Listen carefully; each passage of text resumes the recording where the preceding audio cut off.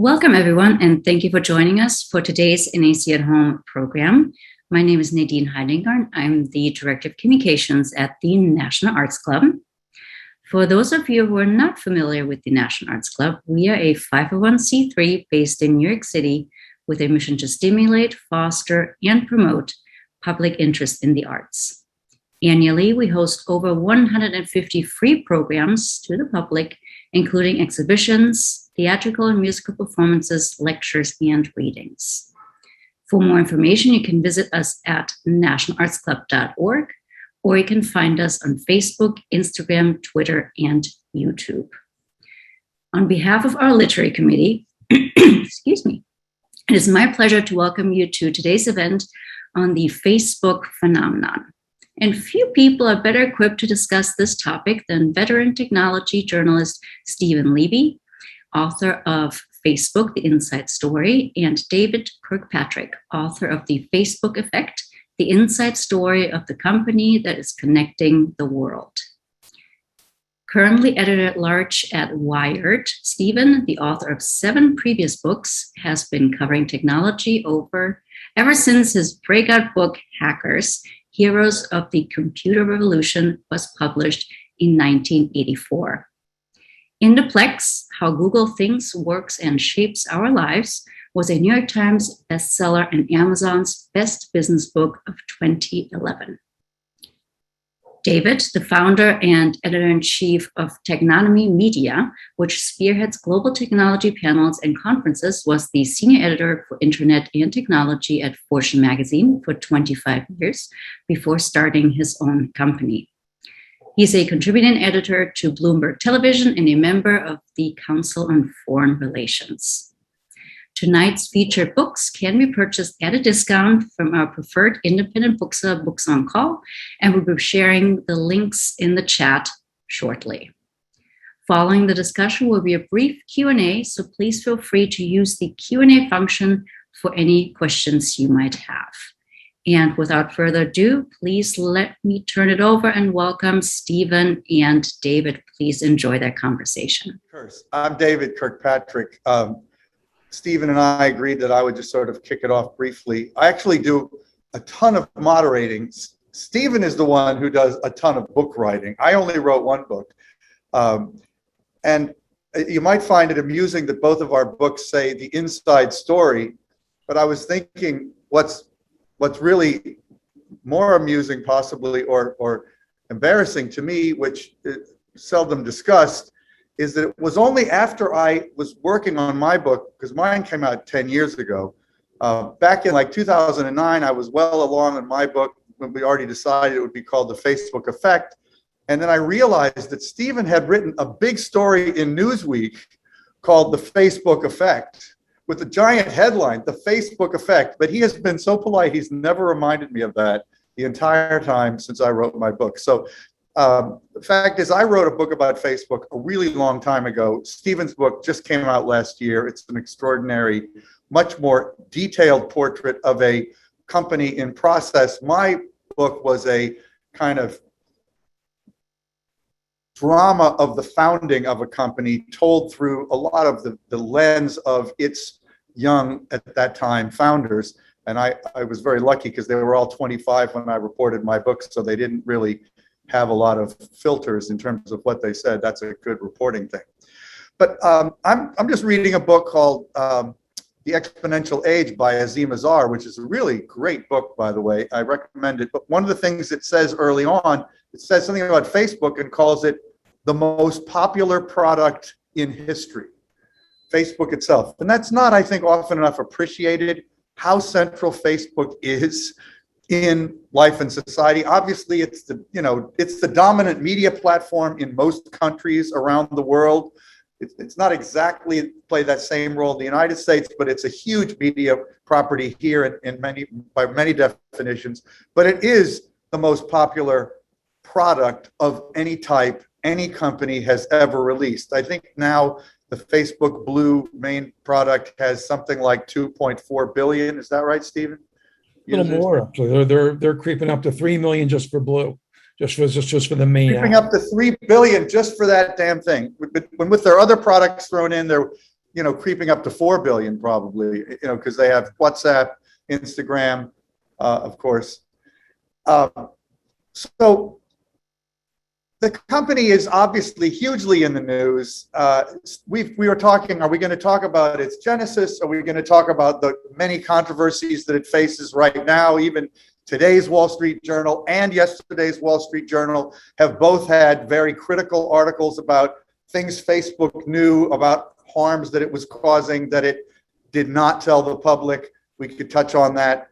But, I think maybe I would like to start by asking Stephen to just, since he's really more intimately acquainted with contemporary Facebook, just to give maybe a brief appraisal of how you think intelligent people ought to look at this company and its role in society right now, both as Americans and as citizens of the world. Sure. Thanks, David. And, your book, was a great help to me, to help figure out how to talk about the early days of Facebook in a way that I might be talking about. But, the big point you made about Facebook being, the most popular product ever, I think the case for that comes from when you look at how many people are on this one network. And that's really why I wanted to write the book. I on one day, I think it was August 28th, 2015, was the thing that made me want to write this book, was when Mark Zuckerberg, who is the founder and CEO and chairman of the board of Facebook, and basically the person who was synonymous with Facebook, posted for people following him on the news feed, that row of stories you see when you log on Facebook, that 1 billion people have been on Facebook the previous day. And of course, now it's like, getting close to multiple billion, 4 billion even. But at the time, that really struck me that had never happened before. To have 1 billion people, a substantial chunk of the world's population, on the same network on the same day, was something that's unheard of in human history. Like maybe you hear on the World Cup or the Academy Awards, some big event, there'd be 1 billion people tuned in, but that is like a spike. With Facebook, it was going to be a baseline. And what's more, those people were on a network. Any one of those people could communicate with any other person there and with all the people there on that same network. And I wanted to know, gee, how did that happen? How do they build that up to that? And then what does that mean? And, so it took me about a year to get Facebook to cooperate with the book in that way that I wanted them to. I really wanted access to the company. I wanted them to, let me interview any of the employees. And they were reluctant to do that, but I finally got them to come around. And it took a year before I actually started the research of the book, almost exactly. And a year after I read that post, I was going to Africa, to Nigeria, with Mark Zuckerberg to begin my research. And that was 2016. So a couple months later came the 2016 election, and the narrative changed. At that point, I knew there were issues with Facebook and problems. I wasn't sure how I would deal with it in the book. But during the whole time I was researching the book, the next 2.5 years, Facebook was one disaster, one scandal after another. And I originally thought, since David had covered the very early days so well, that I wouldn't write a lot about it. I would sort of jump to the point where David's narrative ended around 2009 and talk about how they went public and how they handled mobile and how they grew out to the rest of the world and how these struggles, places like India, getting everyone signed up. But as it turned out, there were, serious scandals and serious, issues with whether they were actually hurting the world and whether they'd helped elect Donald Trump. That was the thing that sort of turned the coin with them after the 2016 election. So I had to go back and research really carefully the early days, because, Chekhov says that if you plant a gun in Act 1 of the play. It's got to go off in Act 3. So I actually had to go back to Act 1 and see where the guns were planted, because they were all going off at the time that I was writing my book. From what happened to the election, to how Facebook made people feel bad, how it caused riots in Myanmar, just a whole host of problems that the company came across, and it all boiled down to decisions made by Mark Zuckerberg earlier in Facebook's history. Well, and in reality, the gun is still going off. Oh, totally. Yeah, it's like that, I think, AK-47. Yeah, right. There's a machine gun. Facebook is shooting society in 1,000 ways. Even this is one of the real dilemmas, even as it is doing tremendously great things at the same time. And, I am very critical of Facebook, perhaps even more critical than Stephen on balance. But even in my intense, almost disgusted criticism of them for a variety of oversights, failures, conscious disregard, deliberate misrepresentation, etc., political manipulation, blah, blah, blah. It cannot be denied that the reason 4 billion almost people are using it is because they really like it and they get a lot that's beneficial out of it. And there's all kinds of subsidiary benefits, like, for example, for small businesses around the world, there has never been a more effective marketing tool. And in fact, I would argue that Facebook's existence over the last decade has contributed to the continued survival and success of the small business marketplace, even in the real world. Even David, you sound like Sheryl Sandberg. That's what she's. I know. There are things that I don't disagree with about her, even though I think she's basically dishonest. But on that, I think she's right. I mean, and Facebook's ads, a lot of times people think, oh, well, there's going to be an ad boycott, it'll hurt Facebook. But it really won't, because the majority of Facebook's ad revenue is coming from those little tiny advertisers. And just quickly, the reason why Facebook is so fantastic for those people is because of its ability to target, which was a massive breakthrough on the internet.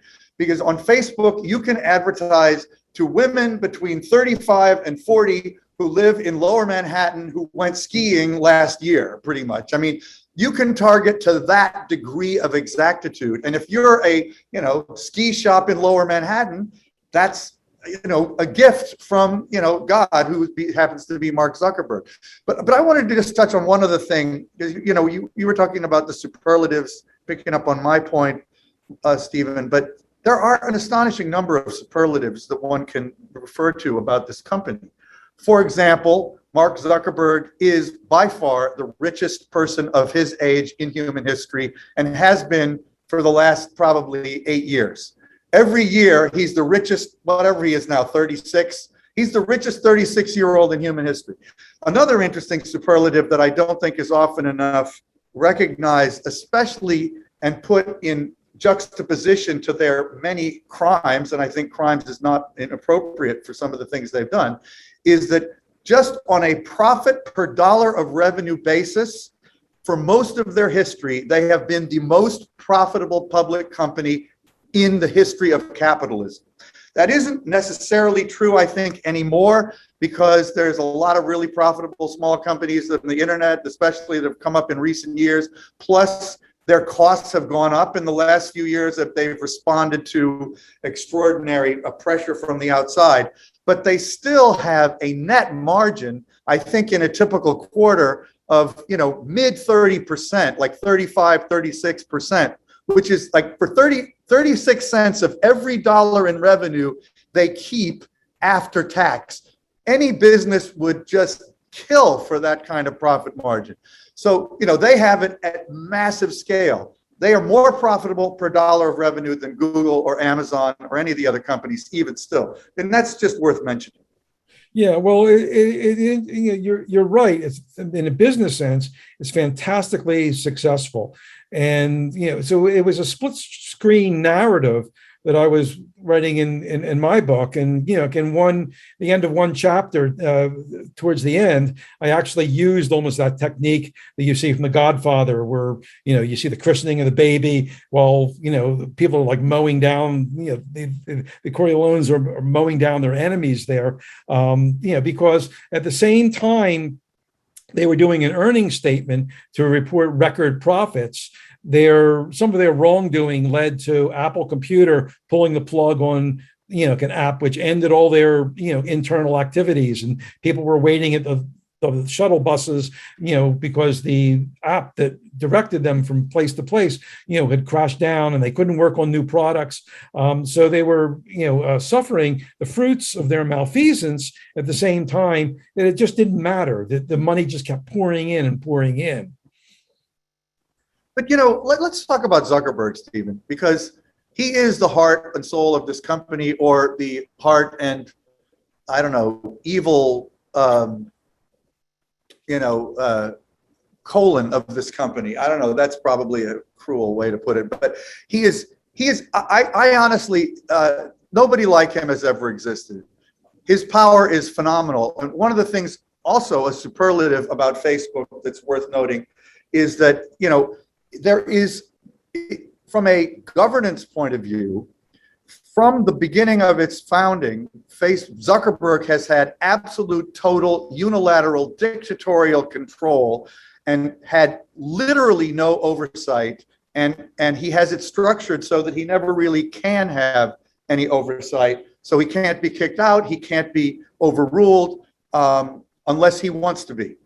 And that is very important, and I think, unfortunately, quite toxic, because that power has prevented him, I think, from being responsive to a lot of legitimate criticism that the company has faced over the years. And the best example of that, in my opinion, is about 2.5 years ago, Facebook had a board of directors that was beginning to get very concerned about a lot of the impact, particularly political impact, that Facebook was having.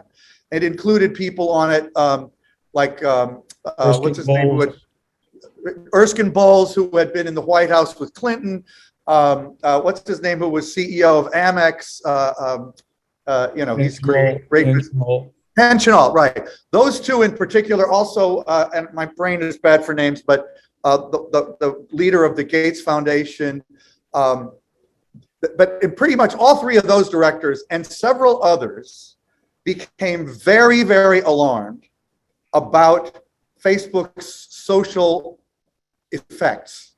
And they began to really push back in the board and in board meetings on Zuckerberg over a number of issues of governance, particularly governance of political speech and hate speech, which was, was then and still is probably the biggest fault line the company faces. And you know what happened? They all got kicked off the board. Well, Zuckerberg just kicked them right off the board. And so, that's what happens. So then he basically replaced them with even more yes people. And, he always said the only people who are still on the board from that time are Peter Thiel, Sheryl Sandberg, and Mark Andreessen, who are incredible close allies of Zuckerberg and would do anything he wants. Other than that, everybody else is new. All the dissidents were pushed out. And that actually was really never covered in its sufficient gravity. The Journal did some reporting on it. Stephen, you talked about it a little bit. It was really a pretty sordid incident, in my opinion. And I think it's inexcusable that there is no oversight over somebody with that kind of power, myself. Well, let me go back way earlier to illustrate something about that, way before there was a Facebook. I felt because as you say, Mark is synonymous with Facebook. I had to almost write a biography of Zuckerberg inside this book. And fortunately, I talked to him like 9 times while I was doing the book, in addition to the times I talked to him previously. And, I wanted to talk to his parents. They were very wary because he was getting battered in the press and they were afraid that they would say something untoward. But I didn't take no for an answer. I kept saying, come on, when am I going to talk to, Karen and Ed, the Ed, the dentist, and Karen, the trained psychiatrist who actually didn't The practice. very, very wealthy Karen and Ed, by the way. Well, they got to invest in early Facebook, so they don't have to even settle from what Mark wants to give them. They're probably worth a couple $100 million just themselves at this point. Well, probably billions. But Maybe. so his mother told me a really interesting story. So when they grew up in Westchester County, in upper middle class, not rich, but well off. And he was actually attending the public school, the pretty good school in Ardsley. But he wanted to go to a private school with a good computer program.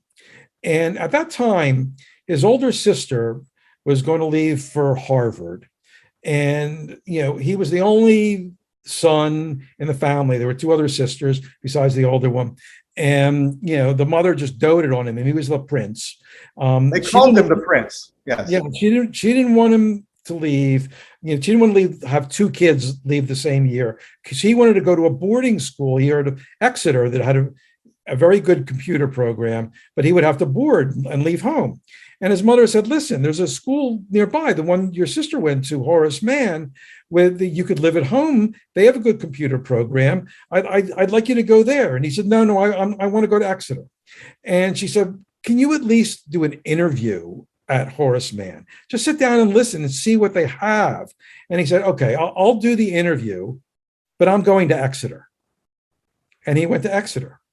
And I thought of that anecdote many times when they were considering a course at Facebook. Like, here's a product that might trample on someone's privacy, like the one which, in order to go on the web, they would move all your information to a third party, plus the information of all your friends. And people around Mark, his top lieutenant, said, Mark, this is no good. This violates privacy. We shouldn't do this. And Mark would think about it and, can listen to them and then make his own decision. And quite often it would be the one which would be the harmful decision. And a number of times this happened. And each time I thought of that anecdote. I thought Exeter. And even when I did the fact checking in the book, a lot of them were just saying this happened, can you verify this, or do you have your own refutation of that or whatever? And I had all these facts. But I also said, I have to tell you this. This is something I have in the book that I'd like you to respond to. And it's just that. There's just like a number of times when people would suggest things, would recommend Mark that he take a certain course, which was like good for society or whatever. And Mark would take something that they sometimes felt was, the wrong thing to do and even harmful, but Mark would go ahead and do it anyway. So I submitted it in pretty much that language to the people at Facebook to fact check it. And they just put one word on that: accurate. Right. But I would like to make a comment about these quote unquote harmful decisions, because there is an explanation. Many people ask, I'm sure they ask you, Stephen, they ask me, why does Zuckerberg do these things time and time again that are so, socially irresponsible, in disregard of the consequences, not thought through? And there is a simple answer, I think. And that is, he believes with extraordinary fervor that what he is doing on balance is incredibly good for the world and humanity, and that people are being basically done a favor by interconnecting them using the network that he has created. And so with that logic, growth in every respect, growth in usage, growth in new members, growth in advertising, those are the metrics they care about. And any decision is always informed by its impact on growth. And they will make a pro-growth decision even if there are plenty of questionable consequences that are even identified in advance. They will typically still make the pro-growth decision. And that has been at the root of many, many of the most disastrous things that have happened at Facebook. And that's, it's sad, and I think there's a kind of almost megalomania in that. So Just Well, yeah, I mean, that's accurate. And, I write a lot about the growth team, which, did all kinds of crazy things and things which really, were unsavory in order to create growth. There was this, wild man named Chamath Palihapitiya, who was in charge of the growth team. And yeah, it's quite a character. He would stand on a table and scream expletives at people, and he bully people. But with his own little group, he got sort of like a dirty dozen of Facebook. He recruited all the people that he thought were the smartest people and a couple people from outside, and they would sit by themselves. They'd call themselves the Growth Circle, and it was like what happens in Growth Circle stays in Growth Circle. They would do things like they would have dark profiles on people, which Mark Zuckerberg has always said doesn't exist. But I actually got hold of the notebook he had in 2006, where he laid out all of Facebook's plans, and he wrote about the dark profiles. And Chamath told me that Facebook would have these dark profiles on people who never signed up. And it was like a profile that was like sitting there waiting. And then they would like take out ads against people's names on Google who had these profiles. So you would search for your name on Google, which everyone does, of course, and there would be an ad saying, look up David Kirkpatrick on Facebook. And they say, wait a minute, I'm not on Facebook. And they click on it to see what happened. And then there would be basically saying, just fill out the rest of this form and you're on Facebook. And then they would immediately then hit you with a product they had called People You May Know. And you would say, oh, this person I know is on Facebook, that person. So you'd have something to fill up your news feed to keep you on there. And that was just one of like a zillion different crazy tricks they used. And of course, when you signed up, they'd suck up all your email contacts. And that was the earliest way they did that. Yeah. Back in the day. They would, with any kind of major email service they would have deals. Right. Well, with Microsoft I wrote about all this stuff, and it was interesting because you see now all the stuff you read in the newspapers, like the Wall Street Journal thing. Like there's like a scandal every couple of weeks. But what I learned is back in the early days of Facebook, there were things that were scandalous. That it just didn't surface. People didn't write about. Yeah. Well, some of those I did touch on, Stephen. But the thing is, at the time my book came out in 2010, there were a lot of reasons to be concerned about the eventual impact of this service, but it wasn't having very many hugely negative impacts, although some of them privacy was already a big issue. And it was certainly a question of what would happen to politicians if they were given license, of which in the end they were. I mean, let's just quickly talk about yesterday's Wall Street Journal piece, which is emblematic in a certain sense, because what it was talking about was basically a special list, which I think the journal said was as many as 5 million people, who basically do not have the typical content rules applied to them. And it started as a bunch of mostly politicians and people, professional entertainers and famous people in general, who the company didn't want to ruffle the feathers of, because their biggest concern, aside from growth, and this is actually, I would say, true, their two big concerns are growth and their public image. And if something potentially has the risk of making them look bad in public, they are much more concerned about that than actually doing something bad. And unfortunately, if you interpret their behavior, and even probably both these Wall Street Journal pieces, plus almost every other major negative piece you've read about them in the last 5 years, can be interpreted as they suppressed their efforts to actually solve the problem in the interest of taking steps to cover up the problem for PR reasons and to advance a counter narrative that made them look good in some way or another. So did I lose the thread of what I was saying? I'm not sure, but that's probably enough. Well, I mean, you're right that it's a PR element to that. And what happened was, for many years, they just ignored this problem of the content of Facebook being toxic. It wasn't something to interest Mark Zuckerberg at all. And it was really this customer support people who had to answer the emails from people saying, even when Facebook was a college only application, they're saying, well, this person's saying something racist, or this person's, harassing me. And, these poor people, a lot of them were just in college themselves, who had to answer the emails just on their own. They had to come up and make up ad hoc a list of what should be okay to do on Facebook and what shouldn't. Right. And this was something that, Zuckerberg wasn't so interested in, and then that grew out. And when some of the politicians got upset about sexual content on Facebook and potential child porn, that forced them to formalize that and hire content moderators.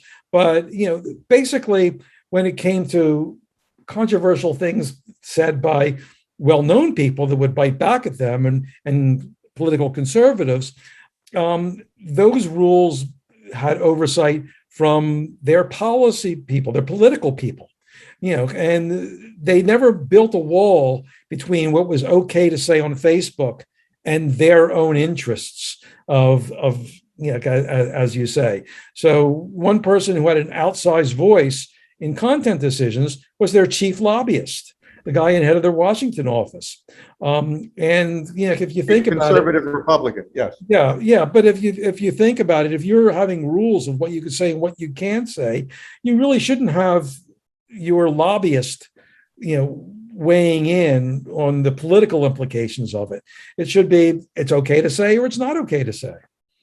Yeah. And we should just mention, there is another interesting book that's recently been published about Facebook called The Ugly Truth: Inside Facebook's Battle for Domination.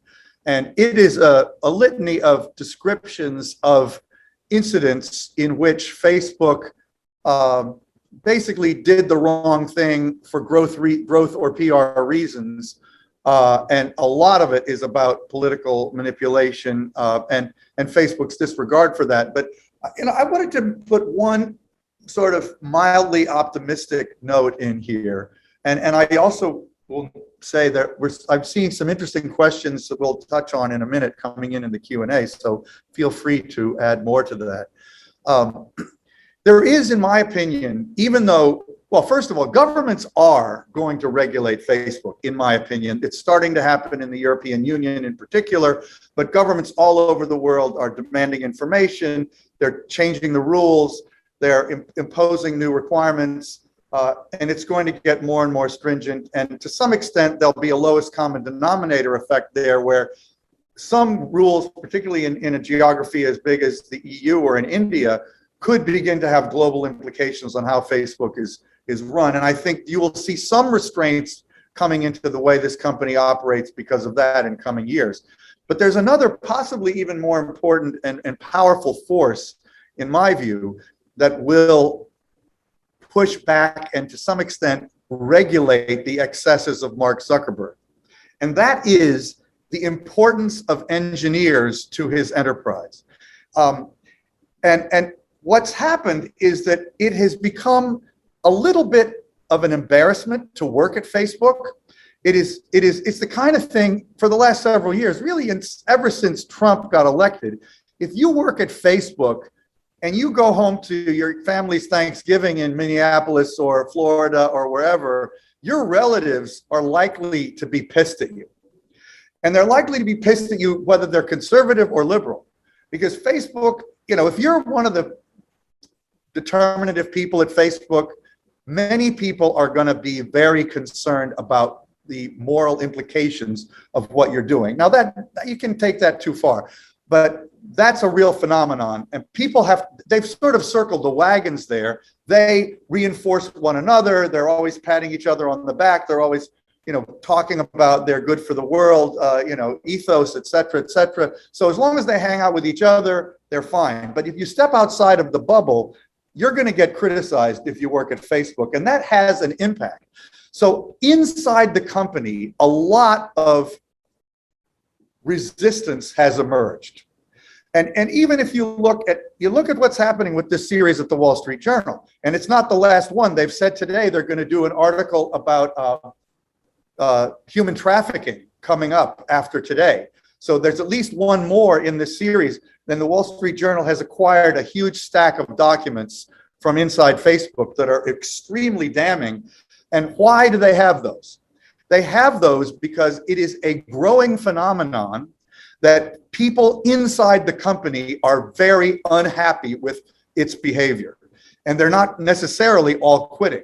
Some of them are quitting, and there are plenty of dissidents who've left who talk publicly, but there's a lot of dissidents who are still there who think they can reform the company. And in fact, they may be able to, because in order to retain the top quality engineers that he needs for his highly technical enterprise, Zuckerberg cannot allow it to become a blight on your reputation to work at his company. No matter how much he pays you, some people aren't going to want to work there. I have a nephew who's a super top programmer who's now doing programming on the search team at Google, who turned down a job at Facebook because he thought it was shameful to work there. That is happening.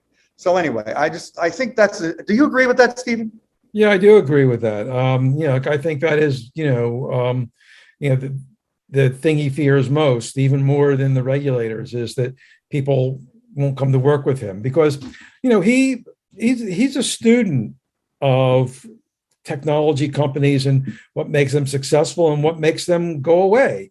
Recently, Yahoo, which people once thought was the leading company of the internet, got resold to some private equity firm, right? When's the last time we talked about Yahoo as a big, popular, important company? So he realizes that in order for Facebook to continue to be successful 10 years from now, 20 years from now, he's got to keep pushing. And it is, a dilemma for him to balance out, how to placate the critics, the regulators, his own employees on one hand, and on the other hand, to keep pushing as hard as he can to do new things, some of which are going to get even more criticism. I remember a conversation I had with him, and during the whole time after the 2016 election, the Facebook was being pummeled, I would interview him, and he would seem weirdly unruffled. He would just be within himself, and he was going to announce some. Give a speech for the developers conference in 2018, right when the criticism was like way intense, and the Cambridge Analytica, which we haven't talked about, had happened, and he had to testify in Congress, and he said, "Well, I'm going to talk for a half an hour, and the first 15 minutes, I'm going to talk about like how we're going to win back people's trust, and then for the second 15 minutes." I'm going to talk about these new things we're going to do. And one of them is going to be called Facebook dating.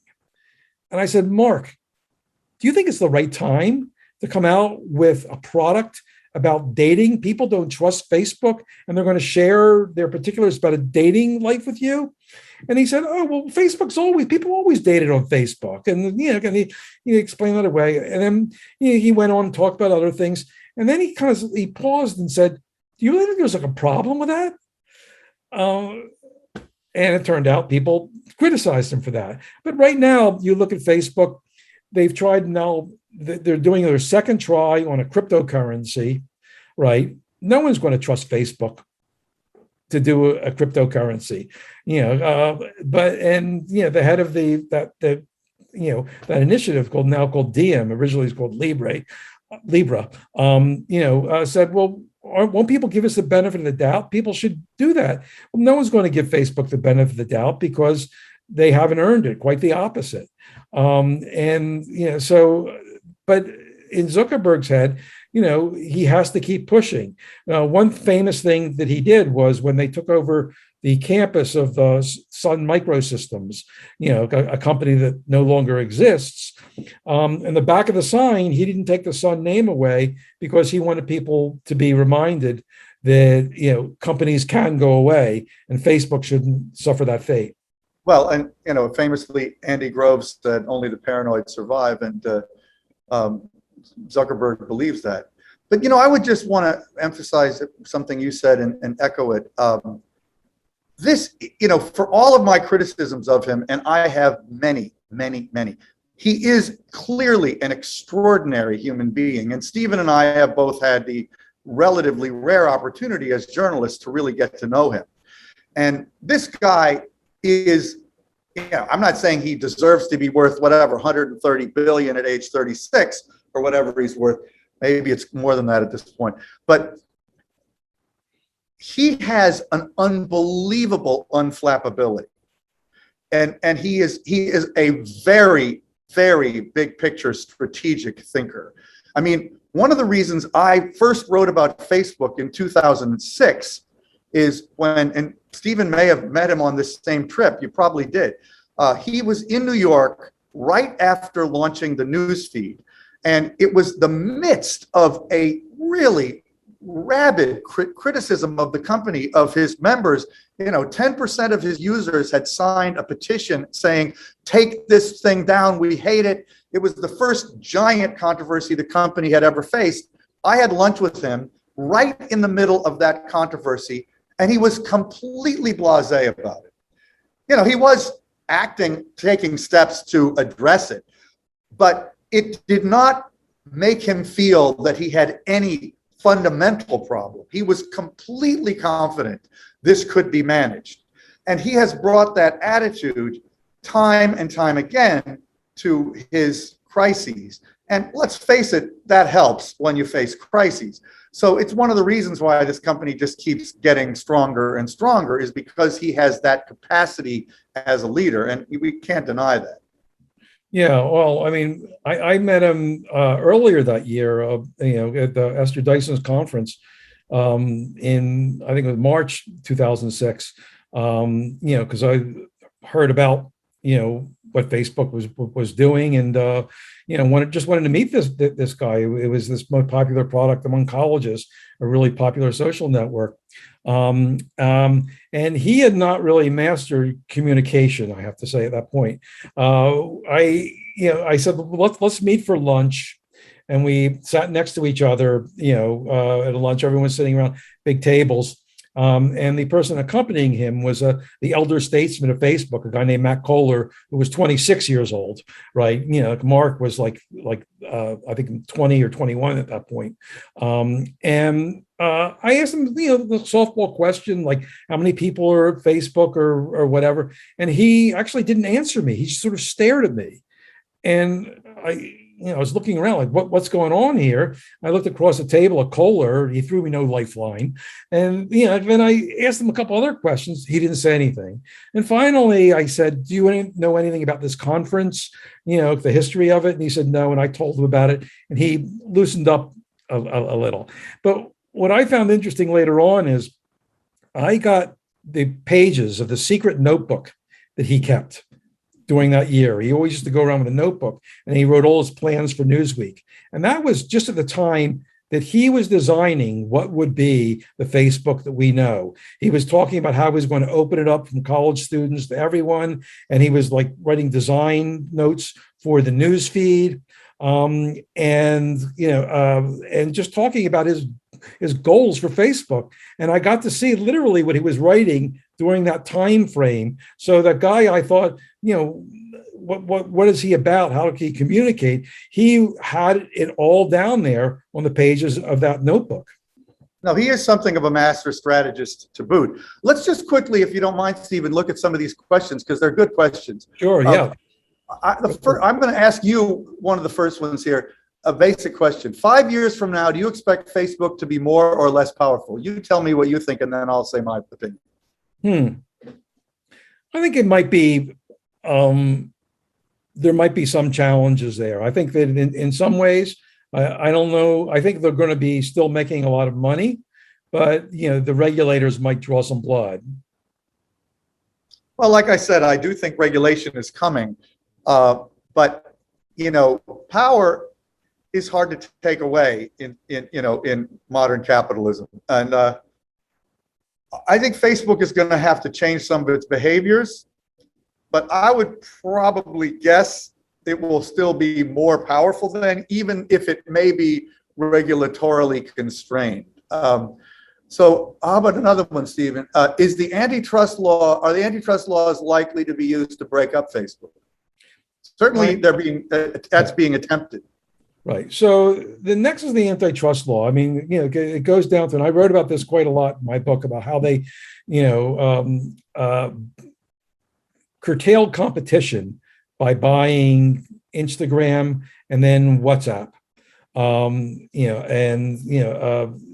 there's damning emails which indicate, but pretty much everyone knew all along that they did it in order to cut off these competitors and bring them under their wing. And, so what people want, who the regulators, the antitrust hawks want, is to break those companies away from Facebook. I covered the Microsoft, I think as you did too, the Microsoft antitrust case. It's really, really hard to make a case for that and go back in time and split them off. So my guess is no, it will not be used to break up Facebook. I believe that somewhere along the line, there will be some sort of settlement that, will make Facebook draw back on certain things. But if you look at, even if the Biden administration winds up, getting a ruling, there's going to be appeals that can go on for years and years and years. And the way that usually ends is in a settlement.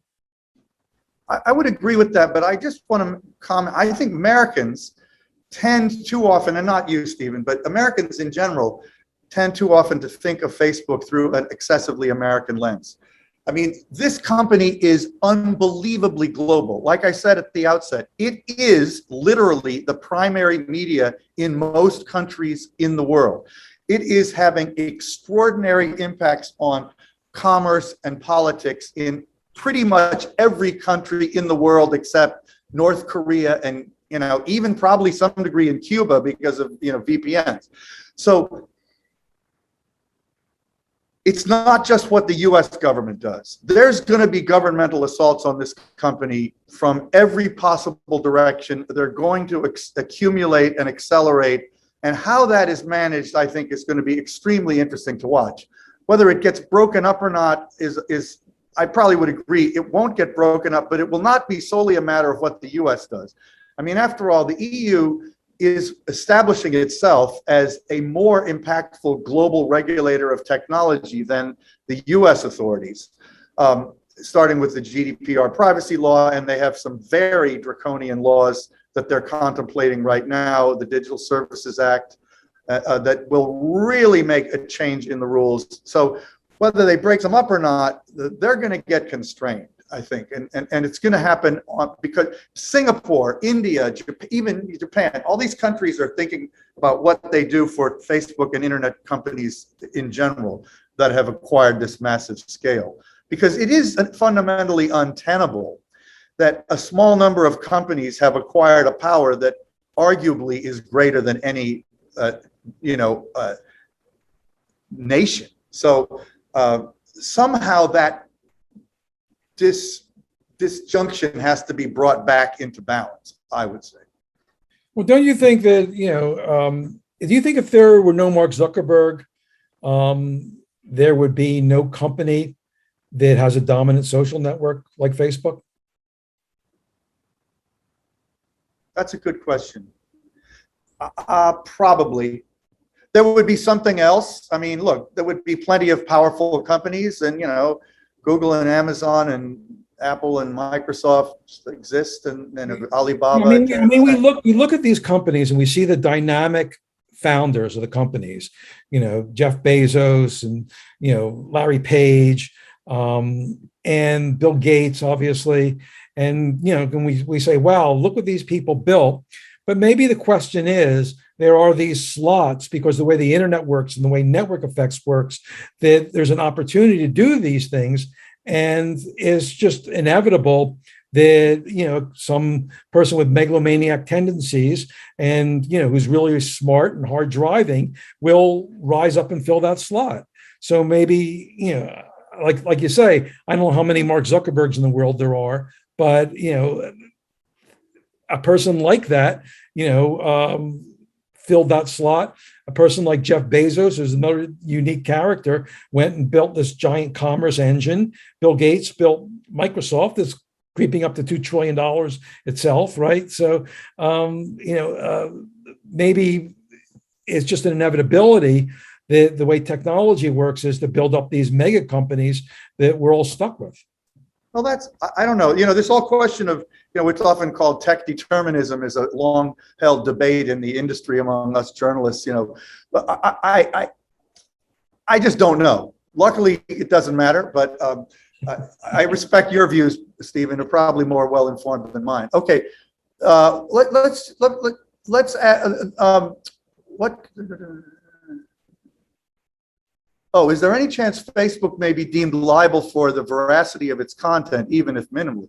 I think there's a very large chance of that. In fact, I think it's already starting to happen. Strangelove asked that. Okay, well, that's an interesting name you've adopted. So yes, Facebook's content has been dramatically insufficiently governed, and they are being forced with every passing day to pay more attention. There is a little bit of a dishonest attitude, which I think was somewhat underscored even by yesterday's Wall Street Journal article, that Facebook tries to act like it's a neutral platform. It's not a media company in any possible way, and this has been a debate for many, many years. Is it media or is it not media? Should it be regulated like a media company? The reality is, to a large degree, it is a media company. It does have some control. It has dramatic control over the nature of the content that its customers, its users see, even if it does not technically put that content on the system itself. And I think the company itself is acknowledging that more with every passing day. So if you look at their, vast army of in-person moderators, their increasing efforts with artificial intelligence to keep certain kinds of content restrained, and and the many, many judgment calls they have to make about political matters in order to just operate the damn thing day to day, they are controlling content, and a lot of it is responding to governmental pressure. Well, I think that is a pretty complicated situation. On one hand, you're correct. There's a lot to be critical of in the way Facebook does the content moderation. On the other hand, this is an incredibly difficult problem, and it opens up almost like a problem about humanity itself. If you give humanity a voice, does humanity turn out to be much worse than you thought? By letting that happen.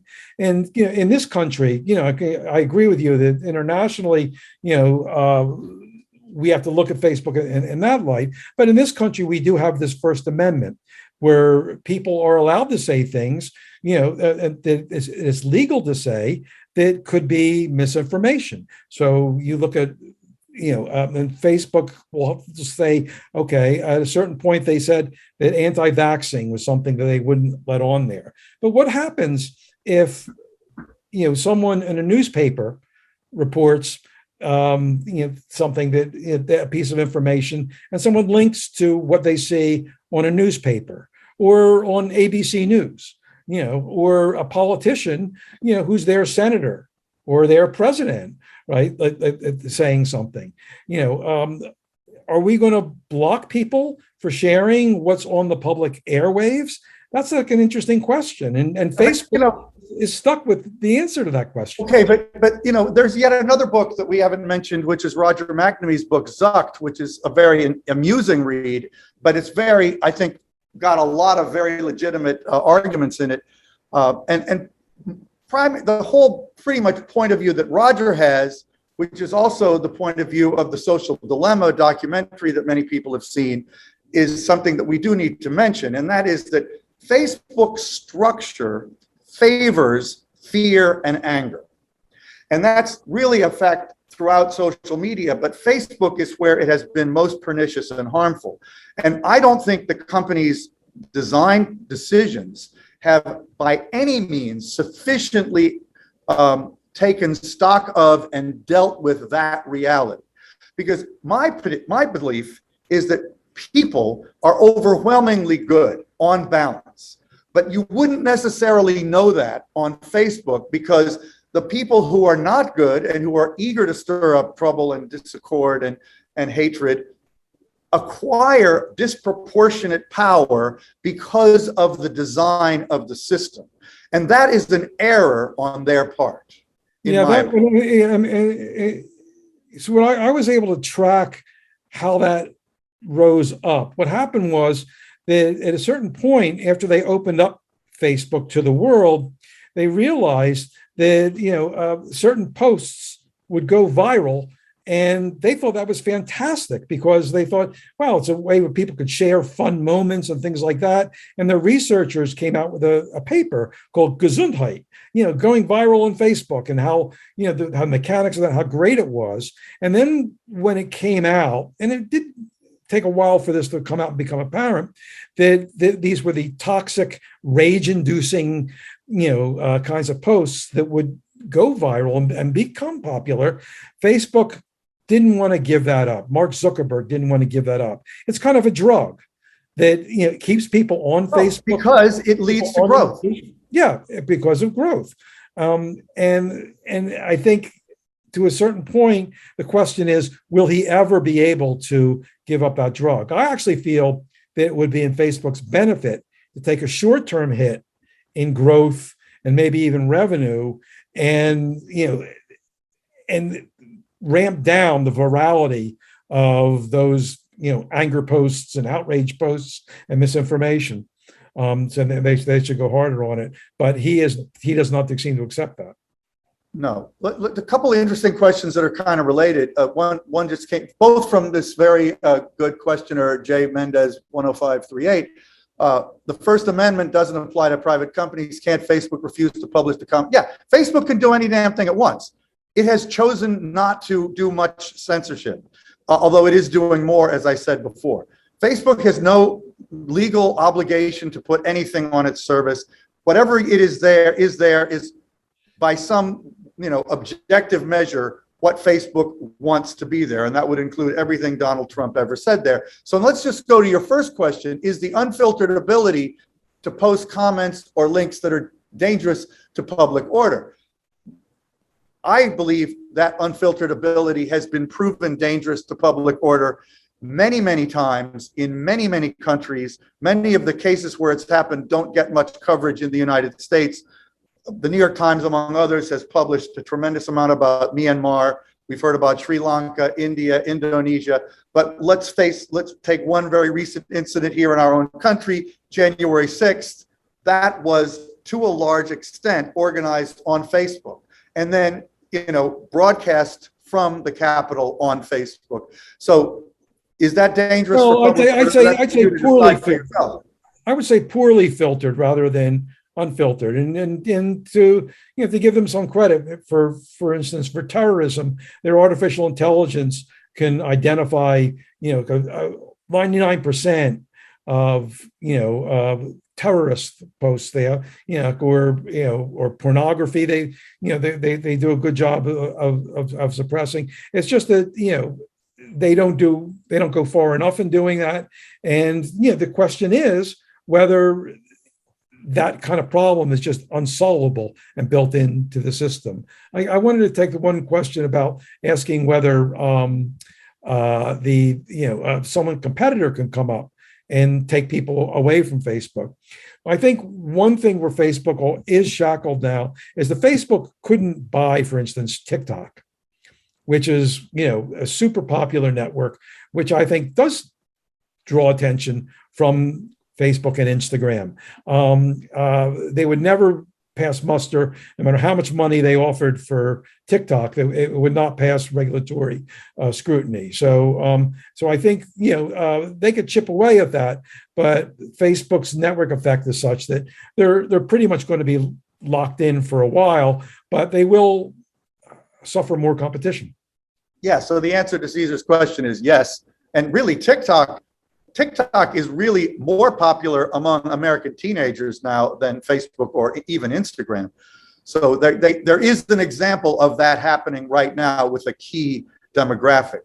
But I have to say that my Apple clock on my computer has just flipped to 8 o'clock, and we are expected to end on time, I believe. So, Stephen, unless you have a valedictory comment, I would have to thank you for joining me, and I think thank the National Arts Club for hosting us. It's been very good.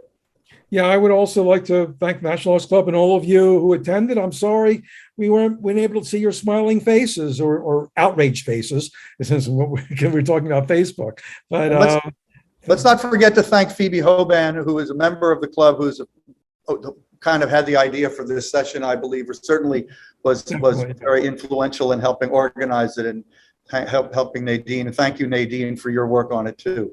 Yeah. Thanks to all, and have a great evening, and be careful out there on those internets.